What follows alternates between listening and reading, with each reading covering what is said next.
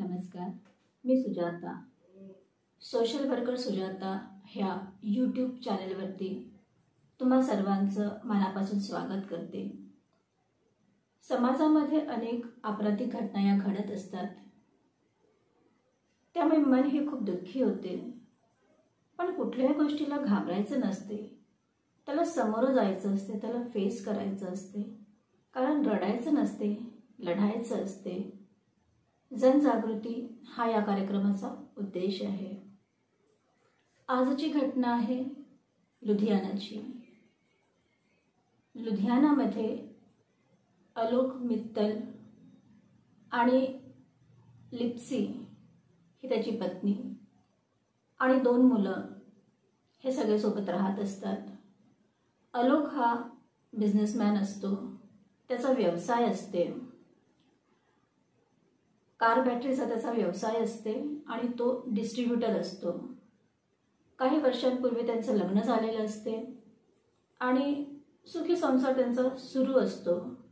बऱ्यापैकी पैसेवाला पण तो असतो. पण 4 वर्षापूर्वी त्याच्या आयुष्यात एक मुलगी येते आणि त्याला तिच्यासोबत लग्न करायचं असते. पण या गोष्टीला लिप्सीचा विरोध असतो. लिप्सी म्हणते की तू कसा काय कुणासोबत लग्न करू शकतो, मी तुला डिवोर्स देणार नाही. तो डायरेक्टली इनडायरेक्टली तिला कन्व्हिन्स करण्याचा प्रयत्न करते, पण ती काही कन्व्हिन्स होत नाही आणि ती म्हणते की मी तुला डिवोर्स देणार नाही. आता तो खूप कंटाळतो. त्याला असं वाटते की आता मला हिच्यापासून मुक्ती हवी आहे, मला माझं आयुष्य जगायचं आहे, मला स्वतंत्र व्हायचं हिच्यापासून. आणि ती त्याला मोकळं करायला तयार नसते.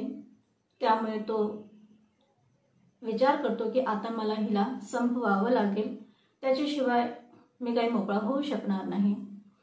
आणि तो तिला मारण्याचा विचार करू लागतो. त्याच्या ऑफिसमध्ये एक मुलगा असतो. तो त्याला म्हणतो की मला कुणाचा तरी मर्डर करायचा आहे, तर तू मला हेल्प करशील का? तर तो म्हणतो ठीक आहे, करेल मी, सांगा काय करायचं आहे. तर तो म्हणतो की मला माझ्या पत्नीला मारून टाकायचं आहे. तो ऑफिसचा मुलगा इतका घाबरून जातो की तो नोकरी सोडून चालला जातो.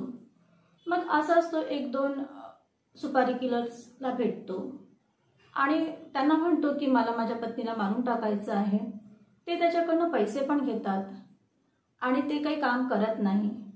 पण हे काम असं इलिगल असते ना की तो कुणाजवळ जाऊच शकत नाही आणि जाऊन काय सांगणार की कशासाठी मी यांना पैसे दिले आणि का मी आपल्या पत्नीला मारणार आहोत, हे तो कुणाला सांगू शकत नव्हता.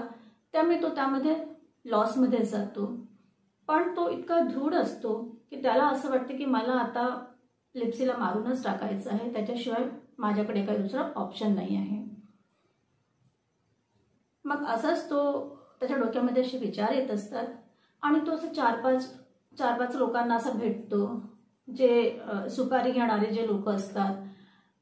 मग तो त्यांना भेटतो आणि तो सगळ्यांना सांगतो की मला माझ्या पत्नीचा मर्डर करायचा आहे, तुम्ही मला हेल्प करा. आणि तो पैशाची बार्गेनिंग सुरू असते. कोणी 3 लाख म्हणतात, कोणी 2 लाख म्हणतात, कोणी 2.5 लाख म्हणतात आणि 2.5 लाखामध्ये तो डन करतो. ॲडव्हान्स म्हणून तो 50,000 देतो आणि काम झाल्यावर तो 2 लाख देणार होता. म्हणजे त्याच्या पत्नीच्या आयुष्याची किंमत ही 2.5 लाख होती. मग तो खूप हे तर झालं त्याचं की मला तिला मारून टाकायचं आहे, पण आता कशा पद्धतीने तिला मारायला पाहिजे की माझ्यापर्यंत कोणी पोहोचायला नाही पाहिजे, म्हणजे नातेवाईक आणि जे पोलीस आहेत त्यांचा संशय माझ्यापर्यंत यायला नको. या हिशोबाने त्याला आता प्लॅनिंग करायचं असते. तो आपल्या पत्नीसोबत खूप छान वागतो, खूप प्रेमाने वागतो, तिची खूप काळजी करतो आणि ती जसं म्हणेल तसं तो आता करायला लागला होता. तिला तो प्रत्येक बाबतीने खुश ठेवण्याचा प्रयत्न करत होता. लिप्सी पण खूप खुश होती. तिला असं वाटलं की आता आपला पती आपल्याजवळ आलेला आहे आणि तिला हे माहीत होतं की त्याचं अफेअर कुठे दुसरीकडे आहे आणि त्या मुलीसाठी तो मला डिवोर्स द्यायला तयार आहे आणि आता तो इतका छान माझ्यासोबत वागतो आहे, म्हणजे आता तो सगळं विसरून आपल्या संसारात परत आलेला आहे. या गोष्टीचा तिला खूप आनंद असतो. एके दिवशी तो तिला म्हणतो की बरेच दिवस झाले आपण कुठे बाहेर गेलेलो नाही आहे, तर आपण कुठे जायचं का जेवायला? तर ती म्हणते ठीक आहे आणि ती खुश होते, कारण बऱ्याच वर्षापासून हे दोघं सोबत कुठे गेलेले नव्हते, त्यामुळे ती खुश होते. ती म्हणते ठीक आहे जाऊया आपण. मग तो ठरवतो की आता कुठे जायचं आपण. मग तो म्हणतो आपण लॉंग ड्राईव्हला कुठेतरी जाऊया आणि तो लुधियानाच्या बाहेर हायवेवरून 25 किलोमीटर लांब असं एक रिसॉर्ट असते, त्या रिसॉर्टला तो आपल्या बायकोला घेऊन जातो आणि छान तिथे तो तिला घेऊन जातो, त्याच्यासोबत डान्स करतो, तिला जेवण देतो. छानपैकी ते लोक एन्जॉय करतात, डान्स करतात, व्हिडिओज काढतो, तो फोटोज काढतो.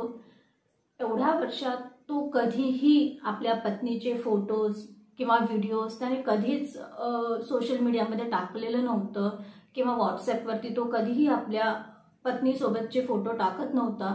हे पहिल्यांदा होतं की तो आपल्या पत्नीचे फोटो त्याने टाकले, रिसॉर्टमधूनच त्याने टाकले आणि ते दोघं पण खूप खुश होतात. आणि हे बघून त्याची पत्नी लिप्सी पण खूप खुश होते, कारण ती त्याच्यामध्ये बरेचसे चेंजेस बघत होती आणि तिला असं वाटत होतं की आता माझा हस्बंड पूर्ण माझाच आहे, आता तो कुठेही इतरस्त जाऊ शकणार नाही. या बाबतीत ती थोडी निश्चिंत होती, पण तिला माहीत नव्हतं पुढे तिच्यासोबत काय होणार होतं. दोघांचं जेवण होते आणि ते 12 वाजताच्या सुमारास बाहेर पडतात. बाहेर हायवेने ते लोक लुधियानाला परत जाणार असतात. वाटेमध्ये तो तिला म्हणतो की मला वॉशरूमला जायचं आहे. तर ती म्हणते ठीक आहे जा तू. मग तो जातो आणि 2-3 मिनिटांनी लगेचच परत येतो. पण त्यावेळेस त्याला खूप राग आलेला असते, त्याच्या बाजूला लिप्सी असते, त्यामुळे तो कुणाला फोनही करू शकत नाही. मग तो परत गाडी सुरू करतो आणि पुढे जातात ते लोक. काही किलोमीटर अंतराने ते लोक जाऊन पोहोचतात आणि तो परत तिला म्हणतो की मला वॉशरूमला जायचं आहे, कदाचित माझं पोट खराब झालं असेल. तर ती म्हणते ठीक आहे तू जा ना. आता तो मात्र गाडीची जी लाईट असतात, समोरची जी हेडलाईट जे असतात ते ऑन करून जातो आणि जसा तो जातो तसाच एक वेगाने गाडी येते आणि लिप्सीवरती अटॅक करते.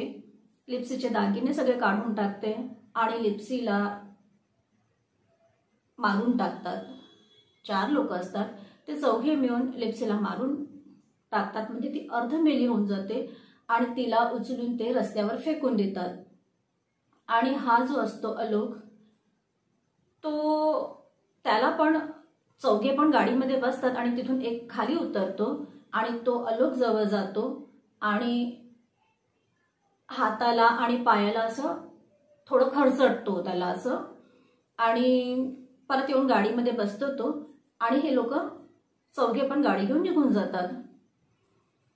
इकडे काय होते की हे दोघं पडून असतात हायवेवरती आणि हायवेच्या थोड्या लांब जिथे लोक पडलेले असतात त्याच्या थोड्या लांब एक ढाबा असतो आणि ढाब्याचा जो मालक असतो तो त्या रस्त्याने येत असतो आणि तो नेहमीचा रस्ता असतो त्याचा, त्यामुळे तो येत असतो.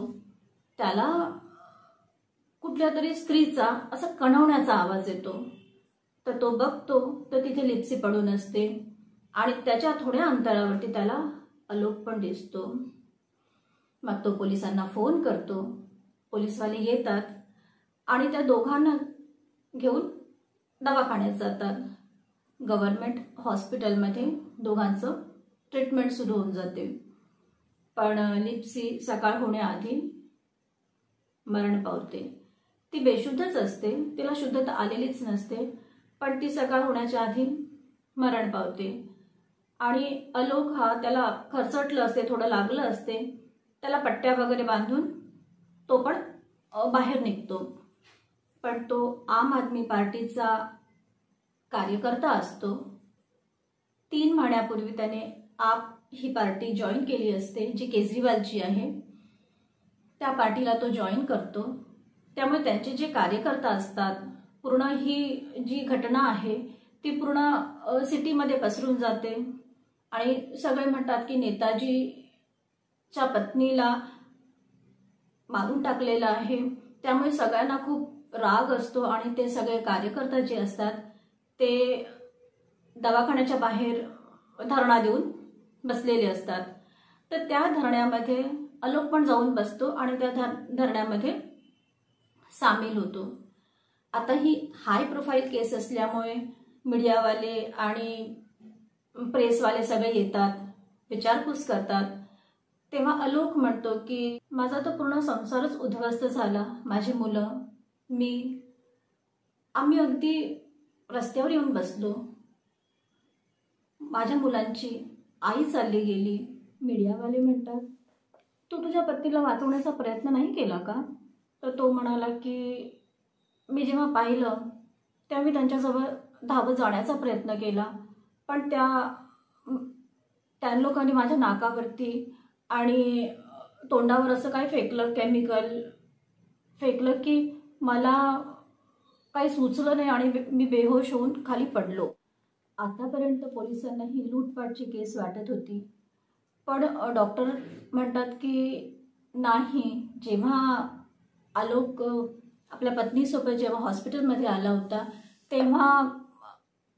तेव्हा त्यात तो शुद्धीवर होता आणि त्याचं जेव्हा ब्लड सॅम्पल घेतलं तेव्हा त्याच्यातनं असं काहीच मिळालं नाही की कुठलं औषध किंवा असं काहीच मिळालं नाही की असं वाटेल की त्याला बेशुद्ध केलं गेलं.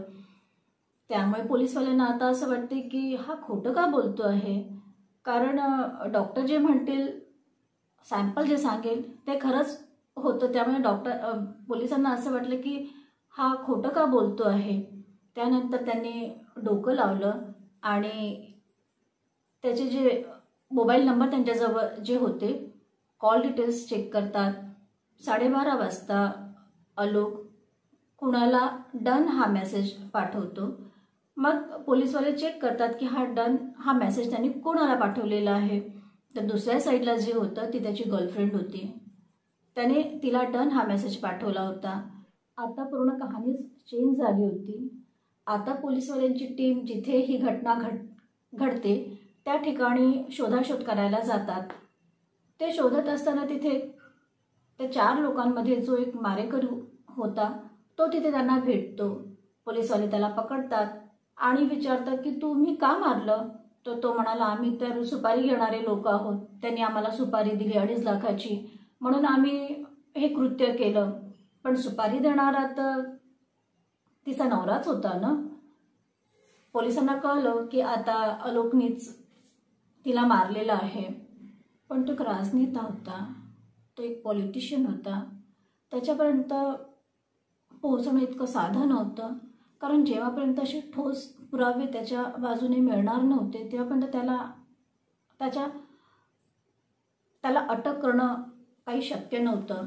मग पोलिसांनी प्लॅन केला, कारण तो तर धरण्यावर बसलेला होता ना आणि खूप सारे त्याचे समर्थक, नातेवाईक, फ्रेंड सगळे होते. त्याच्यामधून त्याला आणणं काही शक्य नव्हतं. त्यामुळे पोलीसवाल्यांनी प्लॅन केला. ते आलोकजवळ गेले आणि त्याला म्हणाले की इन्व्हेस्टिगेशन आहे सुरू, तर तुम्हाला मेडिकल चेकअपसाठी आमच्यासोबत तुम्हाला यावं लागेल आणि आम्हाला दुसऱ्या हॉस्पिटलमध्ये जाऊन तुमचं चेकअप करावं लागेल, तर तुम्ही प्लीज आम्हाला कॉपरेट करा. तो तयार होतो आणि तो पोलिसांसोबत दुसऱ्या हॉस्पिटलला जायला तयार होतो.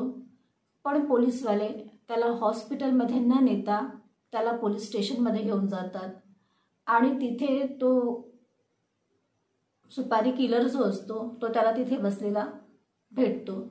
त्यामुळे त्याच्या डोक्यात थोडं आलेलं असते की हो, आता कदाचित आपल्याबद्दल यांना माहिती पडलं असेल.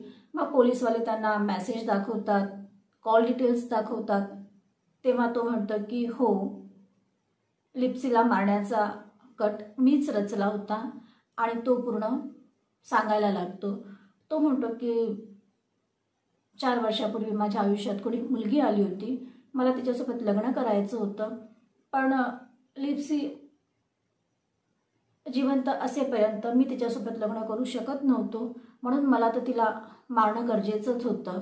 त्या हिशोबाने मी प्लॅन केलं, डिनरला घेऊन गेलो आणि इतक्या लांब घेऊन गेलो की वाटेतनं जे हायवे पडलेला आहे तिथे कोणी पण आमच्यावरती अटॅक करू शकतो, या हिशोबाने आम्ही प्लॅन केलेला होता.